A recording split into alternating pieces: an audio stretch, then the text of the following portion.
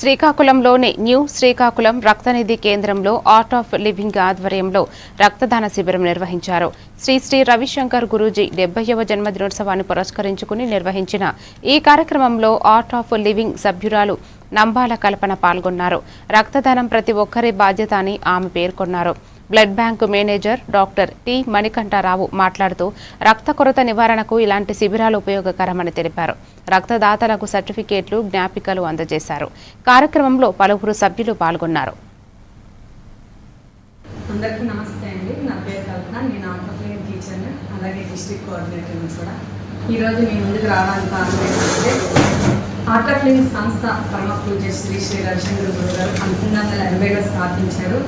ఈ సంస్థను స్థాపించి 45 వసంతాలు పూర్తి చేసుకున్న సందర్భంగా, అలాగే ఈరోజు మే 13 గురువుగారు 70వ బర్త్డే జరుపుకుంటున్నాము ఇక్కడ మన శ్రీకాకుళంలోనే. ఈ 70వ సంవత్సరం పుట్టినరోజు సందర్భంగా కూడా ఈరోజు మేము ముందుకు రావడం జరిగింది. దీనిలో భాగంగా చాలా యాక్టివిటీస్ చేసాము. ముందుగా ఏంటంటే మన ఎమ్మెల్యే గారు గుండు శంకరరావు గారు ఆధ్వర్యంలోని విలేజ్ కోర్సులో చేపట్టడం జరిగింది. గురువుగారు ఏదైతే కనిపెట్టారో సుదర్శన్ క్రియని దాన్ని విలేజ్లోకి తీసుకుని వెళ్ళాం. ఇప్పటికీ 9,000 మంది వరకు ప్రజలకి అందడం జరిగింది ఈ విలేజ్ కోర్సులు. తర్వాత 3 days నుండి మొక్కలు నాటడం కార్యక్రమం చేపట్టాము. అలాగే మధ్య డిస్ట్రిబ్యూషన్ అయినా చేశాము.